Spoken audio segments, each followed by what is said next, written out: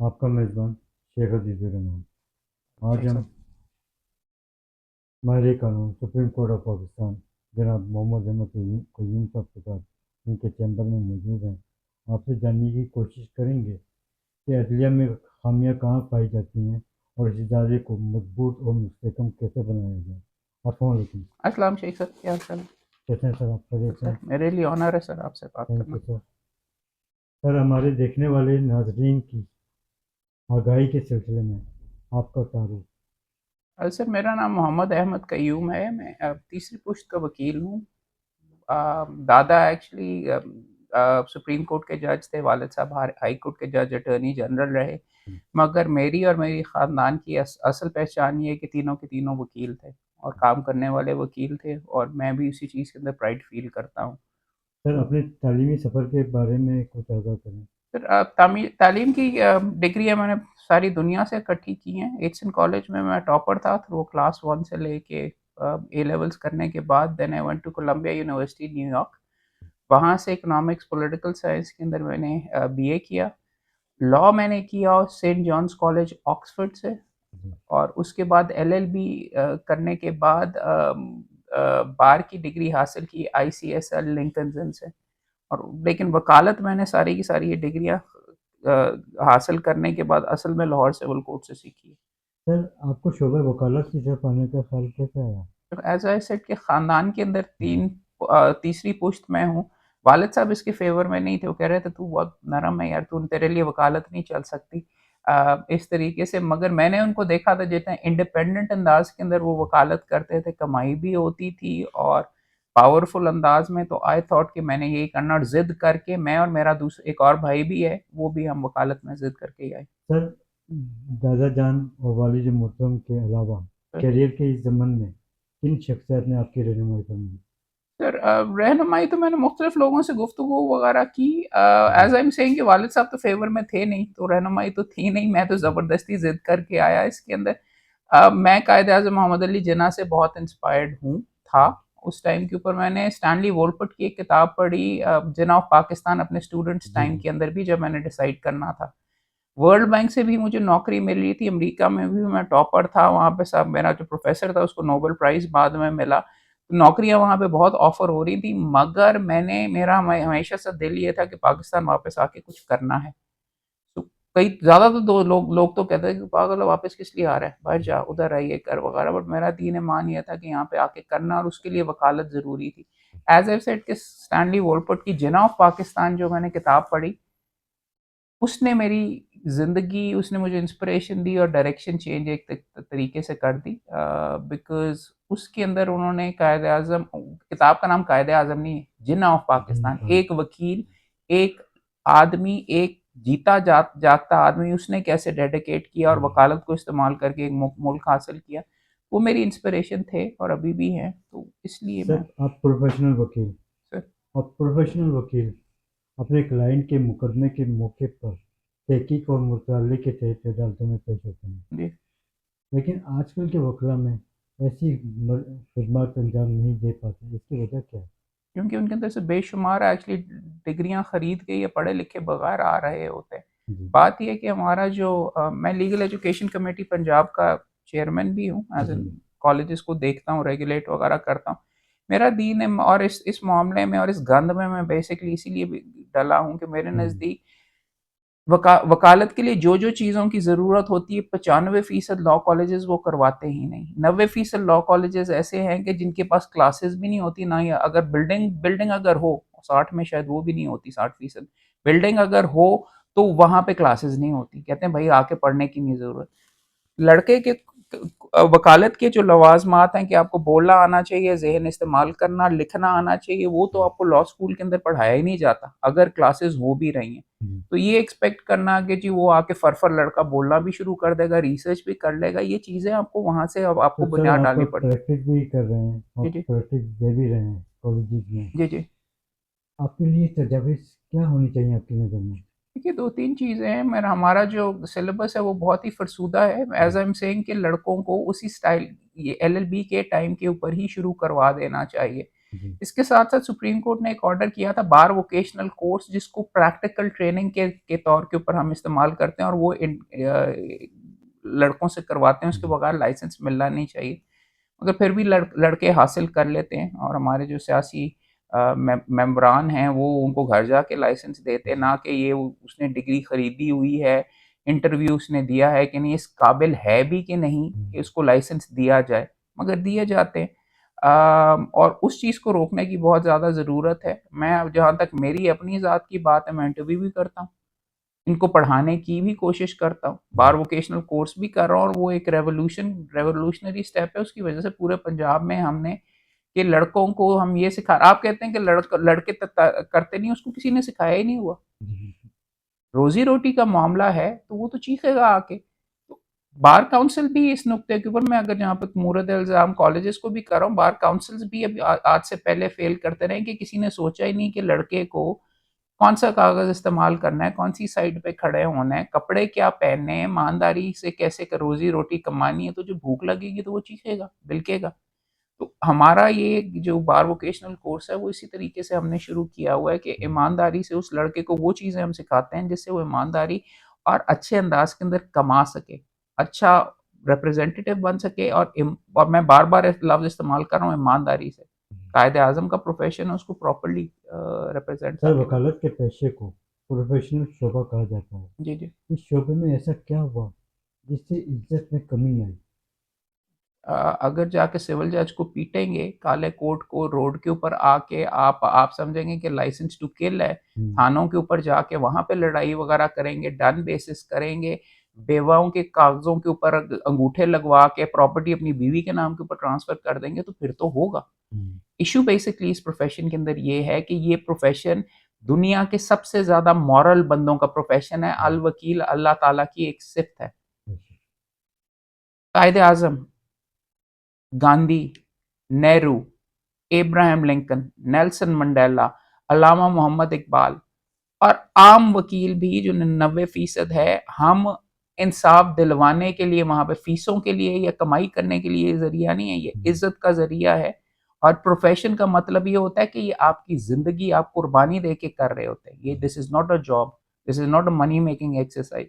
तो वो अब मैं as as I am saying, मेरे नज़दीक ये सबसे ज़्यादा मॉरल पीपल है। और जब हमने देखना ही ख़त्म कर दिया ये कि बंदा मॉरल है कि नहीं, मैं आपको ये करता हूँ, फाइलें हम चेक करते हैं, सबसे ज़्यादा फ्रॉड जो एप्लीकेशन के अंदर आता है, कैरेक्टर सर्टिफिकेट्स में नज़र आता है। अच्छा। ईमानदारी का जो सर्टिफिकेट होता है वो लड़के ने खुद ही अपने उस्ताद के बिहाफ के ऊपर बना के दस्तखत बिल्कुल कर सही दिया होता है। फरमाया। तो बात ये है कि जब आप इस तरीके का स्टफ अंदर डालेंगे और वो लड़के जिन्होंने लॉ कॉलेज के अंदर एक दिन भी नहीं पढ़ा हुआ, ये सर डिग्री आप। खरीदी हुई है, जी। मैं आपको नुक्ता जी। कंप्लीट कर लूं, जी। तो उसने आके बहस तो नहीं करनी शुरू करनी ना, उसको तो पता ही नहीं कि कानून क्या। उसने जाके जज को कहना वो करते हो कि नहीं, और उसने डिग्री खरीदी होती है तो वो जज को खरीदने की कोशिश करेगा, और जब नहीं करेगा तो ताले लगेगा, सर फाड़ेगा और ये 5 और लड़कों को साथ लेके जाएगा।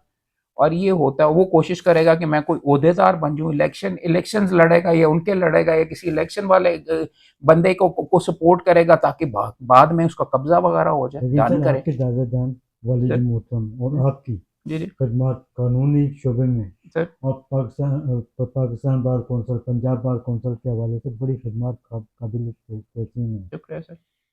लेकिन आजकल के जो वकला हैं, और इससे पहले भी किसी ने नहीं देखा पाकिस्तान बार कौंसल और पंजाब बार कौंसल के मसाइल और वकला के अहम मसाइल, लेकिन आपने उसको उजागर करने की बड़ी कोशिश की। कि मेरे नज़दीक ऐसी बात नहीं है कि पाकिस्तान बार काउंसिल में या और जगह के ऊपर उन्होंने नहीं किया।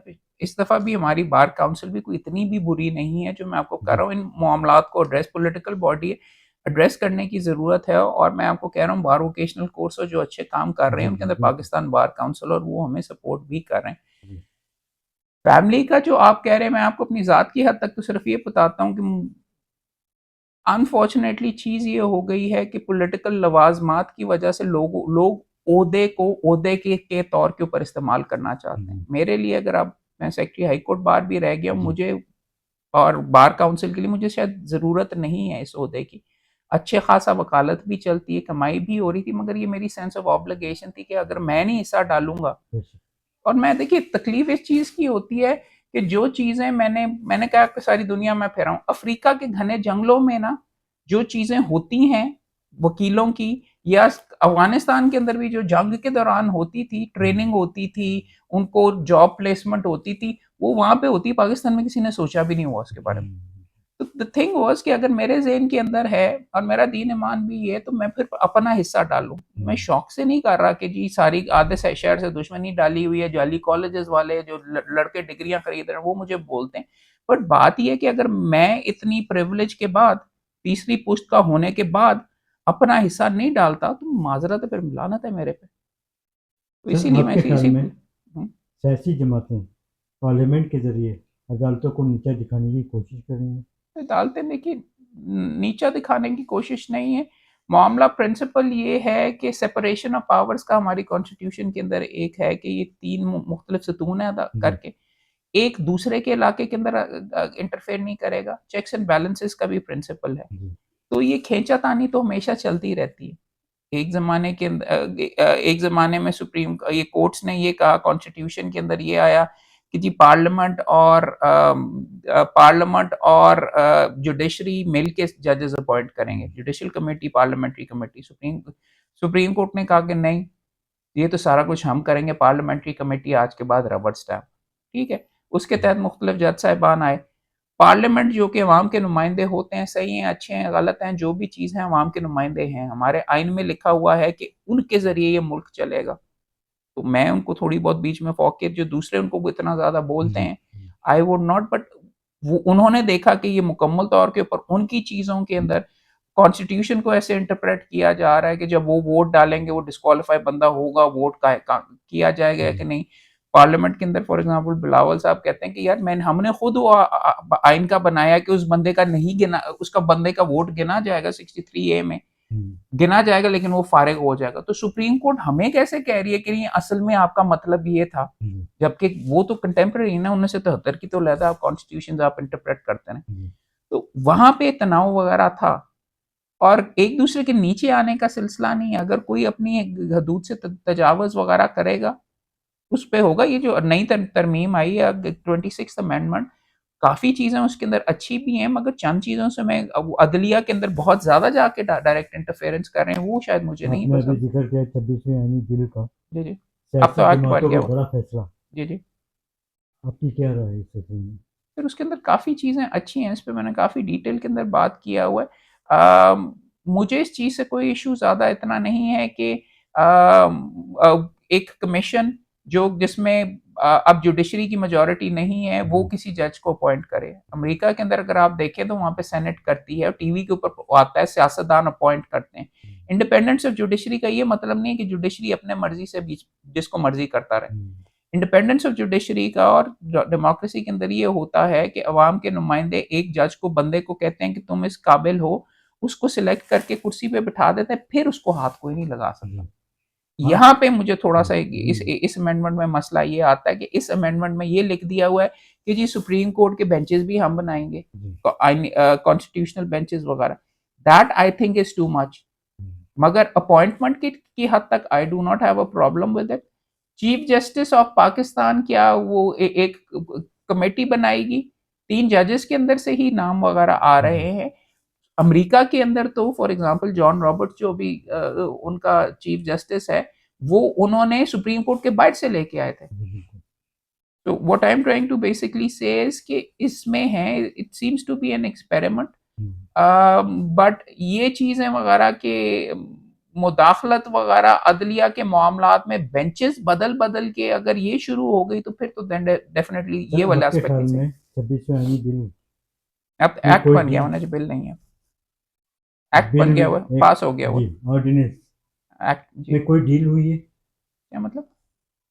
आपके ख्याल में 26वीं ऑर्डिनेंस के सिलसिले में कोई डील भी हुई है? किसकी पार्टीज़ की तो जी, हमेशा जी, आपस में जी, होती है जी, ना। आपस में जी, पार्टीज़ की तो हमेशा ही देखिए आपस के अंदर होती है नेगोशिएशन किसी भी आइन जी, तरमीम पे। फॉर एग्जांपल अमेरिका का एक सबसे ज़्यादा मशहूर, मैं अमेरिका की वैसे पता नहीं क्यों बार-बार दे रहा हूँ, बट मैं आपको I will tell you, Abraham Lincoln के ऊपर फ़िल्म एक बनाई हुई है, जिसके अंदर उन्होंने बताया हुआ है कि कालों को आज़ाद करने के लिए जो कानून बनता है, वो जो उनके लिए करने के लिए, उसके अंदर एब्राहम लिंकन जो कानून वगैरह बनाता है, किसी को रिश्वत दिलवा रहा होता है, किसी को ओहदा दे रहा होता है, किसी को ये करके, this is part of the political process. बात ये है कि कानून दुरुस्त है कि नहीं, बात ये है कि आपने उसको जज करना, तो डील वगैरह तो पॉलिटिक्स कहा जाता है, politics is the name of compromise. अब इलीगल चीजें करके नहीं करना चाहिए और इलीगल ग्रेटिफिकेशन पे नहीं करना चाहिए। assumption यही होती है कि अपने दीन ईमान और अपनी कॉन्शियंस के मुताबिक कोई पार्टी वाला वोट करता है वगैरह। बट सर एक पार्टी और कुछ लोग इस आईनी ऑर्डिनेंस के सिलसिले में एहतजाज करने जा रहे हैं, हल क्या होगा? देखिए, I don't agree with it. मेरे नज़दीक अगर तो कोई ओवरराइड, मैंने आपको कहा कि इस कॉन्स्टिट्यूशनल अमेंडमेंट से 100% मैं खुश नहीं हूँ, मगर वो आइन और प्रॉपर तरीके से भी ये फिक्स किया जा सकता है। हर चीज के ऊपर एहतजाज करना, एक एक चीफ जस्टिस साहब हमने अपॉइंट कर दिए जो कि बहुत कॉम्पिटेंट ऑफ पाकिस्तान हैं, उनकी किस चीज के खिलाफ एहतजाज कर रहे हैं कि आप उनको नहीं एक्सेप्ट करते? जो कि याहिया अफरीदी साहब, जो कि इंडिपेंडेंट माइंडेड जज है और जिन्होंने अभी बीच में ओथ वगैरह भी लिया है। सो आई हैव अ प्रॉब्लम वो ये जो प्रोटेस्ट करने के लिए जा रहे हैं। वकीलों का काम प्रोटेस्ट करना वैसे भी मेरे नज़दीक नहीं, वकीलों का काम है, नहीं पसंद आता तो जाओ पिटिशन करो, कोर्ट्स के सामने करो, आईनी तरीका करो। कायदे आजम मोहम्मद अली जिन्ना ने कितने प्रोटेस्ट किए थे और कितने बीच में पर्चे अपने पे करवाए थे। गांधी साहब का तरीका डेफिनेटली ये था कि वो प्रोटेस्ट करते थे, सत्याग्रह और ये सारे के सारे इस तरीके से। बट कायदे आजम मोहम्मद अली जिन्ना, जिनकी जो हमारे प्रोफेशन की गोल्ड स्टैंडर्ड है, तो कभी कोई उनके ऊपर पर्चा वगैरह नहीं, उन्होंने आईनी अंदाज के अंदर पाकिस्तान हासिल करके दिया। तो this is how it's supposed to be, I think. Sir आज से सुप्रीम कोर्ट का नया दौर शुरू हुआ है। नए चीफ जस्टिस ऑफ पाकिस्तान के लिए बड़े चैलेंजेस का सामना, दुरुस्त। ऐसे कौन से चैलेंजेस हैं? देखिए, काफ़ी, एक डिवाइडेड सुप्रीम कोर्ट है, उसके अंदर आपने कल कल देखा कि सीनियर प्यूनी जज साहब ने एक खत भी लिख दिया। आपस में उनके ओथ टेकिंग के अंदर 5-6 जज साहबान नहीं आए 17 के अंदर, तो इनको सारों को इकट्ठा बुला के इसके अंदर ये जो डिवाइडेड हाउस वाली चीज़ है ना, उनको ठीक करना पड़ेगा।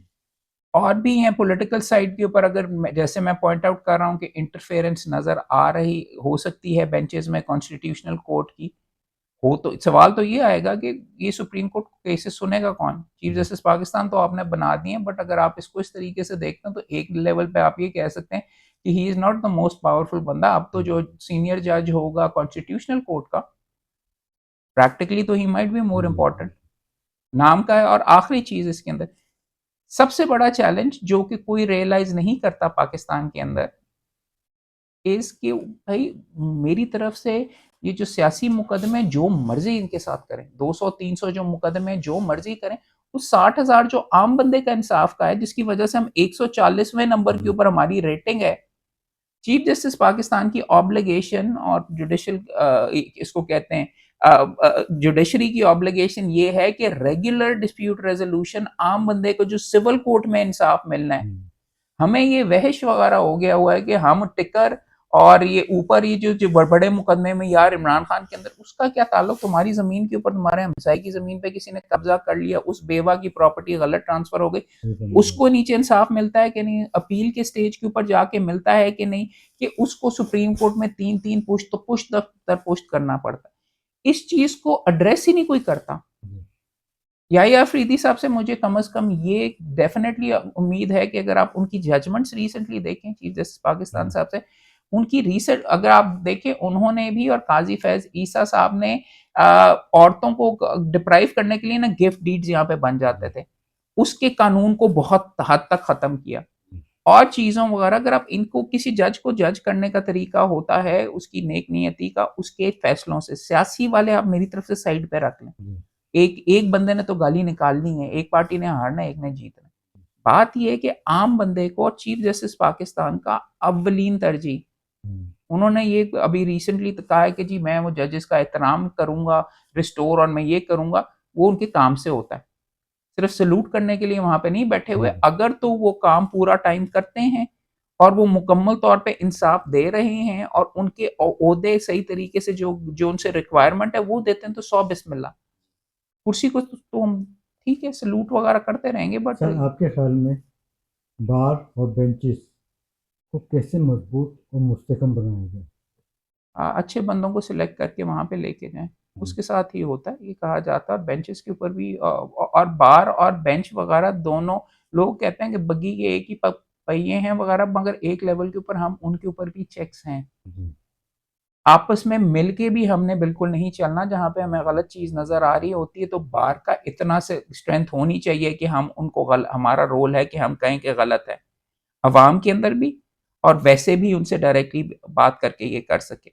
आपस में तनाव वगैरह नहीं होना चाहिए, मगर एक हद तक हमारा, हमें उनका उनका सबसर्विएंट भी नहीं होना चाहिए। हम एक इंडिपेंडेंट इदारा है। जी तो इंसाफ की बग्गी के दो पहिए नहीं है जो कि एक पहिया दूसरे को खींच के अपने साथ ही लेके जाता रहे। हम्म, ताल्लुकात होने चाहिए, फॉर्मल अंदाज के अंदर होने चाहिए, मगर इनफॉर्मल वगैरह उस अंदाज में नहीं, बिकॉज उनको उनका काम करना चाहिए। अगर वो गलत करेंगे तो हमारी ऑब्लिगेशन है कि हम उनको करें, और ये चीज़ें तब भी आएंगी कि आप मजबूत लोग वगैरह और एजुकेटेड लोग वहाँ पे लेके आए। अगर आपने बरादरीज़म, खाना किसने अच्छा खिलाया उस पर कर दिया, जिसने ज़्यादा बीच में खर्चा किया उसको आपने ला के बार काउंसिल, बार एसोसिएशन में बिठा लिया, तो फिर उसने आके अपने पैसे वापस ही कमाने हैं ना।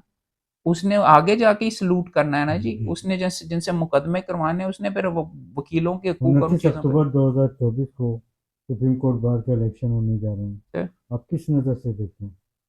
एक अच्छा कॉन्टेस्ट वगैरह होगा, दोनों प्रोफेशनल वकील हैं, बट मियाँ साहब को हम सपोर्ट कर रहे हैं। कल भी हमारा ऑलरेडी फंक्शन जी था।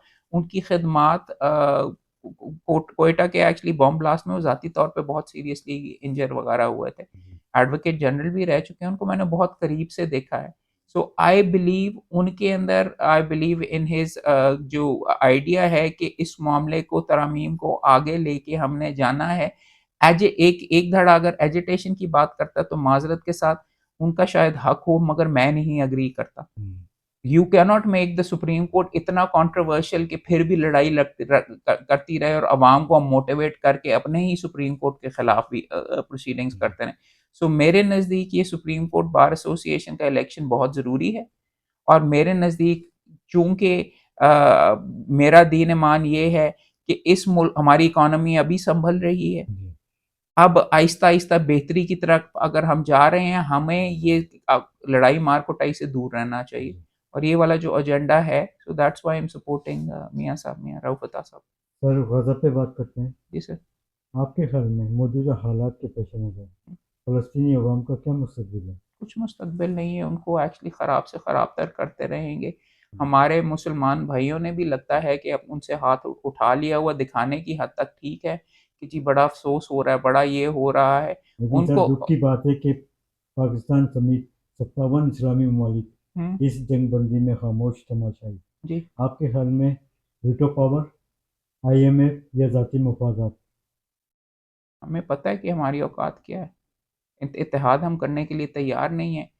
ईरान कमज़ोर हो रहा है, ईरान के साथ लड़ाई कर रहे हैं तो ठीक है, वो शायद किसी और दोस्तों को शायद पसंद है। हम तो शिया सुन्नी वाले डिवाइड के अंदर ही और अपनी पॉलिटिकल छोटी-छोटी पॉलिटिकल गेम से ही नहीं निकलते। समझते ये नहीं है कि जब उसकी बारी, जब वो उसका सफाया हो जाएगा तो अगले हमारे पास ही आएँगे। बिल्कुल उनका ये ख़्याल है, और हुज़ूर पाक ने भी कहा हुआ है कि आप अपने दोस्त, आपको पता होना चाहिए कि आपका भाई बरादरी वगैरह कौन-सी है, कहाँ से आपको सपोर्ट आनी है। ये अलमिया है हमारी मुस्लिम बरादरी और उम्मा का, नाम की ही उम्मा है, कि हम आपस में बैठ के कत्ले-आम टीवी पे दिखाया जा रहा है, बच्चों को मारा जा रहा है, स्कूलों के ऊपर बमबारी की जा रही है, और लतीफ़ा बना हुआ है वो कि अब इसको मर्डर कर दिया, इसको उधर जाके कर दिया, ईरान के घर के अंदर जाके उसको बंदे को मार दिया, ईरान के शायद ओहदेदारों को भी वहाँ से ही शायद किया जाएगा। तो मेरे नज़दीक तो ये बहुत बड़ा है। मैं देखिए टेररिज्म या रेजिस्टेंस को मैं सपोर्ट करता हूँ। हमास ने भी सिटीजन्स वगैरह के अगेंस्ट एक्ट किया और उनको किडनैप किया, मगर और क्या करते? जेल में जब आप बंद होंगे और धड़ाधड़ आहिस्ता-आहिस्ता आपकी ज़मीनों पे कब्ज़ा किया जा जी रहा है। आई डू नॉट सपोर्ट वायलेंस किसी साइड के ऊपर भी। मगर ये एक्सक्यूज़ नहीं बन जानी चाहिए कि आपने गज़ा करके, वो वेस्ट बैंक वाले, मैं आपको कह रहा हूँ फ़लस्तीन के अंदर, उनकी भी बारी आनी है। जी बिल्कुल वो आई मीन फ़लस्तीन के अंदर हमास वाले अलहदा हैं, और वो अपना PLO वाले, यासिर अराफात वाले, जी वेस्ट बिल्कुल बैंक वाले अलहदा हैं, तो वो हम्म, बीच में भी खामोश थे। और फिर और एक लेवल के ऊपर वो करें भी क्या? पत्थर ही मार सकते हैं, सामने से टैंक आता है।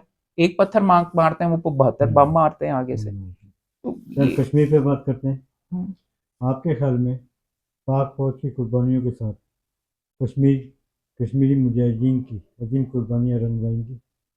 पर अभी तो नहीं होती नजर आ रही, बिकॉज हमारे पास तो हम यहाँ तक नहीं मैनेज कर सके। उन्होंने अपने आइन में इसका कश्मीर का स्टेटस ही डिस्प्यूटेड से खत चेंज कर दिया इंडिया के अंदर। इंटरनेशनल रेजोल्यूशन, ये जो सारी की सारी चीजें हैं हम कर ये आगे कर रहे हैं, करना चाहिए, उनका हक है खुद इरादियत, और उनको डिसीजन का लिखा हुआ है। बट पॉलिटिक्स वगैरह कुछ इस नौयत की हैं कि आई थिंक अब तो मेरे ख्याल में नाम की ही हम उनको सपोर्ट करते हैं। उनको अकेला ही एक लिहाज से छोड़ दिया हुआ है, और उसके अंदर भी वो आहिस्ता आहिस्ता डेड इशू बनता जा सर रहा कश्मीर के 77 बरस कश्मीर में यौम तासीस जारी। है। शुहदाए कश्मीर और कश्मीरियों को खराज तहसीन पेश करने के लिए आपका पैगाम? फिर उनके लिए यही है कि इस दुनिया में या अगली दुनिया के अंदर इंसाफ मिलेगा। अल्लाह ताला हक के ऊपर जो बंदे खड़े होते हैं उनको अप्रिशिएट करता है। ये जुल्म की रात किसी ना किसी वक्त तो घटेगी, कटेगी और ख़त्म होगी। उसके अंदर ये चीज़ अगर आप फॉर एग्जांपल देखेंगे, ये जो रीसेंट इलेक्शन हुआ है कश्मीर के अंदर, बीजेपी को इस दफ़ा सीटें वगैरह वो नहीं मिली जो कि वो एक्सपेक्ट कर रहे थे। ये आहिस्ता-आहिस्ता करके अगर वो अच्छे अंदाज़ के अंदर अपना ये नुक्ता वगैरह बनाते हैं, और मुसलमानों की हकूक़ भी है, let's not just talk about Kashmir only, India के अंदर जो बाकी भी मुसलमान हैं, वो भी अब दहशत के अंदर मेरे नज़दीक कम से कम रहते हैं। उन्होंने नाम टोकन के ऊपर तो फ़िल्म स्टार्स और ये रखे हुए हैं, जो अपनी टीम के अंदर भी क्रिकेटर्स चंद रखे हुए हैं। बट बात ये है, बाबरी मस्जिद, सारी की सारी चीज़ें एक के बाद एक, उनके सुप्रीम कोर्ट ने भी जाके आँखें बंद कर ली।